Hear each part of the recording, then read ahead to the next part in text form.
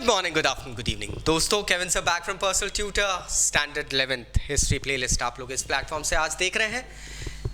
Unit 7 changing cultural tradition के अंदर जो टॉपिक आज हम समझने वाले हैं that is artists and realism. इस टॉपिक को शुरू करने से पहले कुछ पूछना चाहूंगा दोस्तों। आप लोगों ने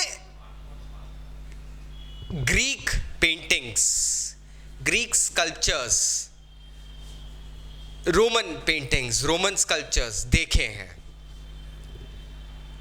कुछ डिफरेंस दिखता है एक नॉर्मल पेंटिंग से, एक नॉर्मल कल्चर की अगर हम बात करें उससे काफी चेंज दिखता है। वो चेंज क्यों दिखता है? Let's talk about that. देखिए, ह्यूमनिस्ट लोग जो थे, प्लीज अगर ह्यूमनिस्ट के बारे में जानना है तो मेरे प्रीवियस वीडियोस जो कि आपको इस प्लेलिस्ट में मिल जाएंगे, चेकआउट करना। ह्यूमनिस्ट किसी एक तरीके से फॉर्मल एजुकेशन नहीं लेते थे। ह्यूमनिस्ट का एजुकेशन जो होता था वो उनके आर्ट एंड आर्किटेक्चर में दिख जाता था, उनके लिखे हुए कार्यों में दिख जाता था, उनके आइडियाज में दिख जाता था। सिर्फ एक तरीके से वो लोग इस चीज को नहीं सीख पा रहे थे। इससे ये पता चलता था कि ह्यूमनिस्ट ने अपनी लर्निंग बहुत अलग अलग वेज ऑफ, मीडियम्स और मोड्स ऑफ नॉलेज से लिए थे। यहां पर एक सोर्स बेस्ड क्वेश्चन आता है। This is a famous painting, a drawing, brush drawing by Dürer. Albrecht Dürer was a painter who made some of the very good paintings during this time. वो कहते क्या थे? Art is embedded in nature. He who can extract it has it. ये कला जो है ना, art, इस प्रकृति में घुली मिली सी है। जो इंसान अपने आसपास की दुनिया में से सुंदरता निकाल के उसको एक कला बना दे, आर्ट बना दे, he is an artist. Beautiful. Moreover you may demonstrate much of your work by geometry. और अगर उस पर्सन को ज्योमेट्री की नॉलेज भी रहेगी। अब यहाँ पे क्या दिख रहा है दोस्तों? मैथमेटिक्स की बात आ रही है, यहाँ पे बात आ रही है सिंक्रोनाइजेशन की, यहाँ पे बात आ रही है इक्वालिटी की। The more closely you work abides by life in its form, so much the better will it appear. आप लाइफ को सिर्फ एक फॉर्म में मत समझो कि ह्यूमन बॉडी अगर है या आर्ट है या कोई सी चीज़ है, वो सिर्फ एक स्ट्रक्चर है। नहीं, अगर आप उसको अलग अलग तरीके से देखोगे। एक बहुत फेमस फिबोनाची रेशो की बात आती है दोस्तों, खैर वो एक सेपरेट टॉपिक है, बट यहाँ पे भी वही चीज़ होती है कि आप उस फिबोनाची रेशो, इस पूरे दुनिया में जितनी भी चीज़ें हैं वो फिबोनाची रेशो के ऊपर टिकी हुई है। ये भी किसी पर्सन की, एक फिलोसफर की ही थ्योरी के ऊपर बेस्ड था। उसके पहले हाइपोथेसिस होता है, बाद में थ्योरी बन जाती है। जितना ज़्यादा आप एक फॉर्म को समझेंगे, जितने अलग तरीकों से, उतने ज़्यादा आप उस फॉर्म को क्रिएट कर पाएंगे। कोई इंसान अपनी सोच के बेसिस पे एक ह्यूमन फिगर नहीं बना सकता, कोई सी भी ड्राइंग नहीं बना सकता है सिर्फ अपनी सोच के बेसिस पे, जब तक कि उसने उस फिगर को देख के अपने माइंड में, अपनी इमेजिनेशन में, अपने विजन में स्टोर नहीं करा हो। ये जो स्केच आप लोग देख रहे हैं एल्ब्रेcht ड्यूरर का, प्रेइंग हैंड्स, इसमें आपको एक इटालियन कल्चर की सेंस दिख जाती है दोस्तों। इसमें जो रिजिडिटी और बोल्डनेस दिखाई गई है ना, उसमें ये पता चल रहा है कि इटालियन कल्चर ठीक है, अंदर से डीपली रिलीजियस है, लेकिन इटालियन कल्चर के अंदर एक कॉन्फिडेंस भी है। एक पर्सन perfection achieve कर सकता है. If you can see, he has tried to achieve all the best perfection, and that is what he can go ahead and do if he wants. He can unravel so many mysteries of the world if he wants. ये दूसरी painting एक है, this is पीटा by Michael Angelo. इसमें मेरी is holding the body of Jesus when he was decrucified or taken down from the cross, and he was dead. You can just see the beauty, the art, the contours. It's tough to be made. It is tough. Artist की जो inspiration उस वक्त बन रही थी वो past के कुछ लोगों की फिगर्स को देख के, उनकी फिगरीन्स देख के, उनके वर्क को देख के डेवलप हो रही थी. बहुत सारे लोग एंशिएंट रोमन टेक्स्ट को अब वैल्यूएबल समझ के कलेक्ट करने लगे थे.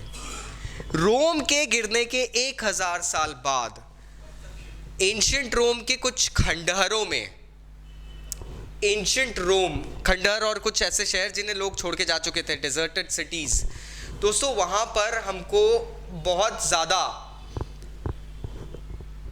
बिखरे हुए फ्रैगमेंट्स मिले आर्ट के. कुछ ऐसी वॉल्स मिली जिन पे कुछ पेंटेड था, कुछ ऐसे स्टैचूज मिले जो नियरली टूट फूट गए थे, वो मिले. एक्चुअली वो इतने अच्छे क्यों लगने लगे लोगों को दोस्तों? क्योंकि ये कुछ ऐसे पीसेस ऑफ आर्ट थे, कुछ ऐसे फिगर्स थे जिसमें एक परफेक्शन दिखती थी. whenever they drew or they made a sculpture, they drew a picture or they made a sculpture of a man or a woman, they went ahead and kept all the basic peculiarities intact. ऐसा probably Birla ही कुछ होता होगा जो mention नहीं किया जाता था उन पेंटिंग्स में. Even the eyelashes, eyebrows were mentioned out there दोस्तों. तो आप समझ सकते हैं कपड़ों की क्रीज तक दिख जाती है. You're making an art. इस चीज को बहुत खूबसूरती के साथ बनाया जाता था और इटालियन स्कल्पचर्स ने इन चीज़ों को कंटिन्यू करना सोचा, क्योंकि ये हमारा ट्रेडिशन है. वो लोग ये समझते थे ये हमारा ट्रेडिशन है, हम इसको कंटिन्यू करेंगे, हम इसको रखेंगे, इस लेगेसी को आगे बढ़ाएंगे. 1416 में डोनाटेलो ने ऐसे लाइफ लाइक स्टैचूज बनाना शुरू करे दोस्तों, जो सच में खूबसूरत तो होते ही थे, उनके चेहरों में इमोशंस तक दिख जाते थे. we could see emotions at that time. Artist इतना एक्यूरेट होना चाहते थे एक ह्यूमन बॉडी या किसी फिगर को लेके कि उनका इंटरेस्ट इन साइंस बढ़ने लगा. क्योंकि आप अगर एक परफेक्ट ह्यूमन स्ट्रक्चर बना रहे हो, अगर आप एक मैन और एक वुमेन की मूर्ति बना रहे हो, उसको परफेक्ट बनाने के लिए आपको ह्यूमन बॉडी की नॉलेज होना चाहिए. ह्यूमन बॉडी की नॉलेज आपको कैसे मिलेगी? ह्यूमन बॉडी की नॉलेज आपको तब मिलेगी जब आपने ह्यूमन बॉडी की कुछ स्टडी करी हुई हो, आपको ह्यूमन बोन स्ट्रक्चर के बारे में पता हो, आपको ह्यूमन मसल्स के बारे में पता हो, या आपको कुछ ऐसी चीज़ें पता हो कि ह्यूमन बॉडी के अंदर क्या शेप्स और क्या फिगर्स होते हैं. आर्टिस्ट लोग उस वक्त मेडिकल स्कूल्स की लेबोरेटरी तक जाते थे दोस्तों, एक ह्यूमन बॉडी को स्टडी करने के लिए, तब जाके ऐसी खूबसूरत स्टैचूज और पेंटिंग्स बना पाते थे. एंड्रियास वेसालियस एक बेल्जियन थे, प्रोफेसर ऑफ मेडिसिन थे यूनिवर्सिटी ऑफ पेदुआ में. ये पहले प्रोफेसर बने जिन्होंने एक ह्यूमन बॉडी को डायसेक्ट करा था. ये वही पीरियड है दोस्तों. आज मेरे बहुत सारे students, obviously like there are science students, there are biology students and all as well, school में डायसेक्शन करा है. यस.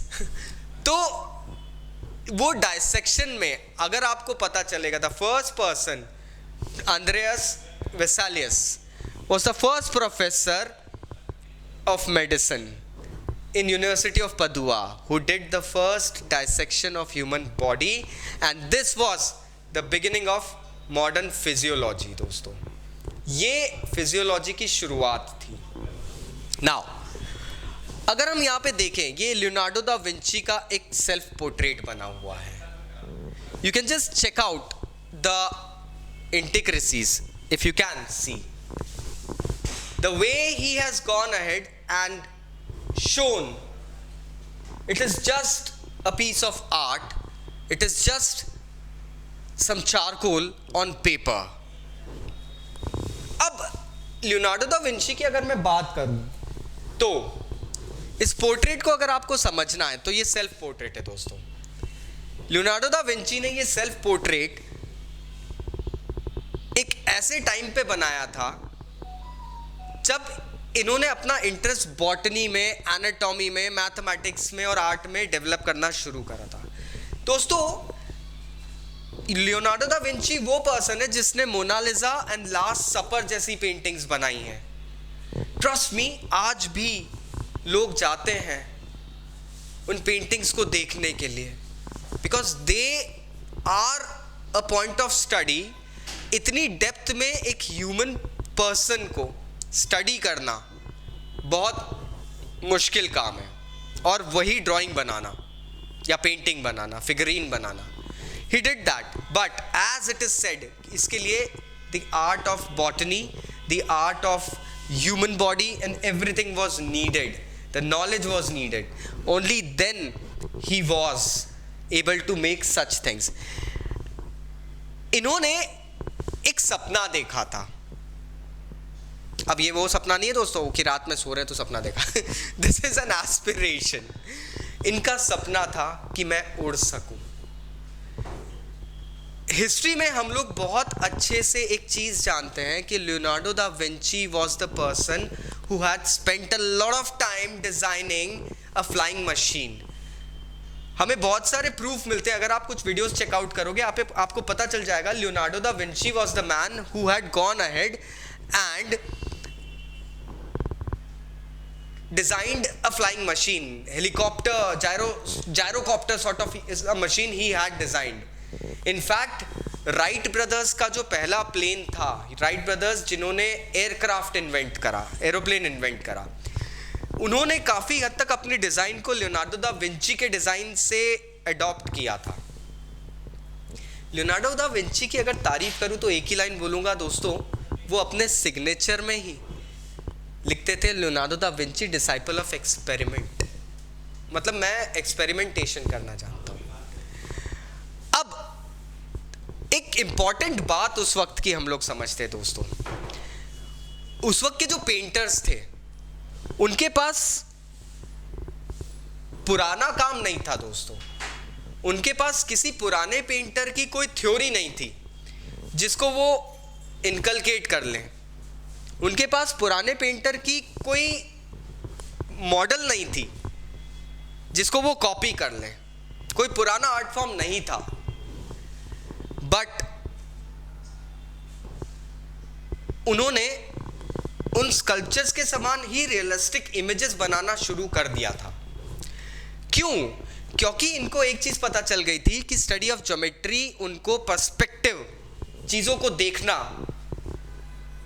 अगर आप मुझे आज सामने से देख रहे हैं, I would be looking different. अगर मुझे कोई राइट हैंड या लेफ्ट हैंड साइड से देख रहा है तो I would be looking different. इसलिए लियोनार्डो दा विंची की एक पेंटिंग है दोस्तों, the man, in which a man is shown with all various angles.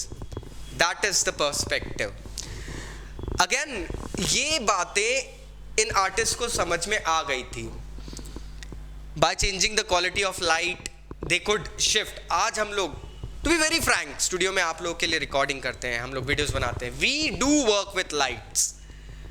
आप ये सोचिए, ये एंशिएंट रोमन और Greek philosophers, thinkers, artist, specially Italian, इन लोगों ने तो कुछ ज़्यादा ही इस चीज़ पे वर्क कर लिया था आज से 1500 साल पहले, बल्कि 1600 साल पहले.